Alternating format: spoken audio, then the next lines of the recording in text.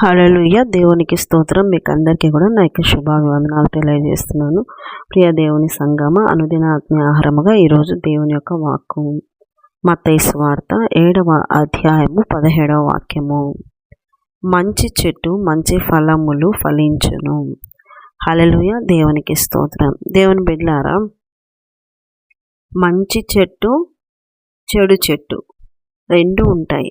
ఎలాగంటే పల్లెల్లో మనం చూసినట్లయితే, పట్టణాల్లో ఉన్న వాళ్ళకి ఇంతగా తెలుసో తెలియదో నాకు తెలియదు, కానీ పల్లెల్లో వాళ్ళకి మాత్రం ఖచ్చితంగా ఇది మంచి చెట్ట, ఇది చెడ్డ చెట్ట అని వాళ్ళు చెప్తారనమాట. ఎలాగంటే చూడండి, ఇది ఒక ఏమంటారు, ఈ దొండకాయ తీగలు ఉంటాయి. దొండకాయ ఇది మంచి దొండకాయ కాదు, ఇది తిక్క దొండకాయ, తినొద్దండి అని చెప్తారు. ఆ కాయనే తేడాగా ఉంటుంది అన్నమాట. సేమ్ అలాగే ఉన్నా కూడా ఆ కాయల్లో ఉన్న తేడా, అది చేదు గుణాన్ని ఇచ్చే కాయగా ఉంటుంది కాబట్టి అది తినొద్దు, అది తిక్క దొండకాయ అంటారు. అలాగే వంకాయలలో కూడా తిక్క వంకాయలు అని ఉంటాయి, చిన్న చిన్నగా ఉంటాయి, సేమ్ వంకాయలాగానే ఉంటాయి, కలర్లు అట్లనే ఉంటాయి. అలాగే మచ్చలు ఉంటాయి, సేమ్ అలాగే మళ్ళీ అవి కలర్ కానీ అంతా అట్లనే ఉంటాయి, చుక్కలుగా. అది కూడా తిక్క వంకాయ అంటారు, తినకూడదు అంటే కాయలను బట్టించి చూసి, కాయ టేస్ట్ అంటే తినరు, ఇంకా తిక్కలేసినట్టు తినరు కదా, ఆ కాయను బట్టించి చూసే ఇది మంచిది ఇది చెడ్డది అని చెప్తారు. ఇంకా కొన్ని చోట్ల జామకాయలు, మామిడి చెట్లు, జామ చెట్లు, చాలా రకాలైన ఫలాలు ఉన్నాయి. ఆ ఫలాలలో కూడా కొన్ని వగరుగా ఉండి, కొన్ని చేదుగా ఉండి, కొన్ని ఏమంటారు తీపిదనం లేకుండా ఉంటే అదంతా తినడానికి బాగాలేదు, అది వద్దు, ఇది మంచిగా లేదు, ఇది వద్దు, తినకూడదు, ఇది చెడ్డది, ఇది మంచిది అని అలాగా చెప్తారు. అలాగా ప్రియ దేవుని బిడ్డలారా, చెట్టును చూసి చెప్పరు మంచి చెడు, చెట్టు ఉన్న ఫలాన్ని చూసి చెప్తారు. చెట్టుకున్న ఫలాన్ని బట్టించి, ఫలం యొక్క గుణాన్ని బట్టించి,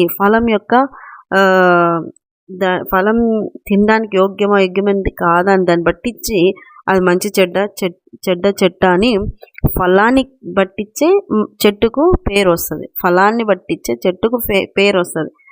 ఫలాన్ని బట్టించే చెట్టుకు పేరు వస్తుంది. అలాగా చెట్టు మనిషికి గుర్తయితే, చెట్టుకు ఉన్న ఫలాలు అనేటువంటివి మనిషిలో ఉన్న క్రియల లాంటివి, క్రియలకు గుర్తు. మనిషి క్రియలకు గుర్తు ఫలాలు. ఇప్పుడు ఈ క్రియల వల్లనే నీకు మంచైనా చెడైనా, నీతైనా అనీతైనా, దుష్టత్వమైన మంచి నీతివత్వమైన, ఇవన్నీ నీ క్రియలను బట్టించే కలుగుతుంది. వాక్యం సెలవిస్తుంది, నీ క్రియలు బాగలేకపోతే నువ్వు చెడు కాయలు కాస్తావు, చెడు అలవాట్లు కలిగి ఉంటావు. నీ క్రియలు బాగాలేకపోతే నీ చెడు నువ్వు చూపిస్తావు. కాబట్టి నిన్నేమంటారు? చెడ్డ వ్యక్తి అంటారు, దుష్టునివి అంటారు. అదే మంచి క్రియలు కలిగినప్పుడు, నీతి క్రియలు కలిగినప్పుడు, సత్క్రియలు చేసినప్పుడు నువ్వు మంచివాడివి అంటారు, మంచిదానివి అంటారు. ప్రియ దేవుని బిడ్డలారా, అయితే మంచి చెట్టు ఖచ్చితంగా మంచి ఫలాలను ఇస్తుందంట, చెడ్డ చెట్టు చెడ్డ ఫలాలను ఇస్తుంది. 1 యోహాను పత్రిక లో రాయబడిన మాట ఏంటంటే, దేవుని మూలముగా పుట్టిన వాడు పాపము చెయ్యనేరడు. పాపం చెయ్యడు. ఇంకా దేవుని మూలంగా పుట్టిన చెట్టు, దేవుని రక్షణ తీసుకున్న బిడ్డ పాపం చెయ్యదు. ఆ ఇత్తనంలోనే పాపం ఉండదు. ఇక నువ్వు పాపం లేని దానిగా నువ్వు బ్రతకాలి, పాపం లేని వాడిగా నువ్వు బ్రతకాలి. ఒక మాట రాయబడి ఉంటుంది, సంఖ్యాకాండం 14:24లో, నా సేవకుడైన కాలేబు మంచి మనస్సు కలిగిన వాడు. నా సేవకుడైన కాలేబు మంచి మనస్సు కలిగి పూర్ణ మనస్సుతో నన్ను అనుసరించిన హేతువు చేత అతడు పోయిన దేశంలో అతన్ని ప్రవేశపెట్టేదను. హల్లెలూయా. దేవుడు చెప్తున్నా మాట ఇది. కాలేబ్ అనే వ్యక్తి గురించి చెప్తున్నాడు దేవుడు. మంచి మనస్సు కలిగి ఉన్నాడంట. మనసు ఎలాంటిదంట? మంచి మనస్సు. నీలో నీలో క్రియలు మంచిగా ఉన్నాయా, చెడ్డగా ఉన్నాయా? సత్క్రియలు ఉన్నాయా, దుష్క్రియలు ఉన్నాయా? వెలుగు క్రియలు ఉన్నాయా, చీకటి క్రియలు ఉన్నాయా? నీ క్రియలను బట్టించే నీకు పేరు వస్తుంది. కానీ దేవుని మూలంగా పుట్టిన వాళ్ళు మంచిగానే ఉంటారు, మరీ మంచిగా తయారవుతారు.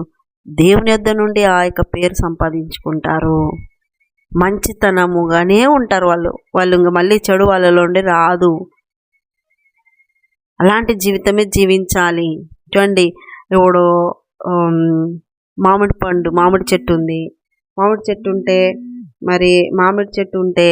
మామిడి చెట్టు కాడికి ఒకవేళ కోడలు వేసింది అనుకోండి, ఆ కోడలు వేసింది కాబట్టి కోడలికి మంచి పండ్లు ఇచ్చి అత్త పోతే వేపకాయలు వేస్తుందా, కాకరకాయలు కాస్తుందా? అత్త పోయినా, మామ పోయినా, ఇంకొకరు పోయినా, శత్రువులు పోయినా, వాళ్ళు పోయినా, వీళ్ళు పోయినా, ఎవరు పోయినా కూడా ఎలాంటి పండ్లు ఇస్తుంది? మామిడి పండ్లే ఇస్తుంది. కాబట్టి చెట్లే మనుషులను పట్టించి కాయలు మార్చవు కదా. చెట్లకు మాటలు రావు, చెట్లకి ఏం తెలియదు.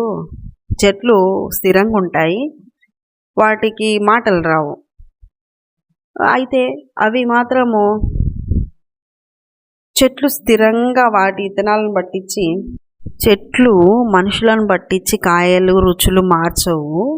అలాగా క్రైస్తవుడు, క్రీస్తుని నమ్మిన బిడ్డ మనుషులను పట్టించి, వ్యక్తులను పట్టించి క్రియలు మార్చుకోకూడదు. నీ క్రియలు ఏసయ్య చూపించిన క్రియలే ఉండాలి, ఏసయ్యను అనుసరించిన క్రియలే ఉండాలి, ఏసయ్యనే నీ మాదిరి ఉండాలి, ఏసులాగానే నీ క్రియలు ఉండాలి. అంతే తప్ప మార్చుకోవడం, మనిషిని పట్టించి నువ్వు క్రియలు మార్చుకోకూడదు. అటువంటి రీతిలో నీ ఆత్మీయ స్థితి ఎదగాలి. మంచి చెట్టు మంచి ఫలములను ఇచ్చును. క్రైస్తవుడివి క్రీస్తు గుణాలే నీలో కనపడాలి. అట్టి కృప మీకు అందరికి కలుగునుగాక. చిన్న ప్రార్థన చేసుకుని, యేసయ్యకు వందనాలు. విన్నవారిని దీవించండి, ఆశించండి, ఆరోగ్యాలు ఇచ్చండి. నిజంగానైనా నిన్ను ఎరిగిన బిడ్డలు ఒకప్పుడు ఒక రకంగా, ఒకప్పుడు ఇంకో రకంగా ఉండకుండా చెట్లు స్థిరంగా కాయలు పండ్లు ఇచ్చినట్టుగా క్రైస్తవుడుగా నిన్ను నమ్మిన బిడ్డలుగా స్థిరంగా క్రియల్లో, స్థిరమైనటువంటి క్రియలు, నీకు ఇష్టమైన నిన్ను చూపించే క్రియలు ప్రతి బిడ్డకు దాయిచ్చమని యేసు పరిశుద్ధ నామములో అడుగుతున్నాం మా తండ్రి. ఆమేన్, ఆమేన్. యేసు రక్తం విజయం, సిలువ రక్తం విజయం, ప్రవేశ నామానికి సంపూర్ణ విజయం కలుగునుగాక. Amen, amen, amen. Good morning, praise Lord. దేవుడు మళ్ళీ దీవించి ఆశీర్వదించునుగాక. ఆమేన్, ఆమేన్, ఆమేన్.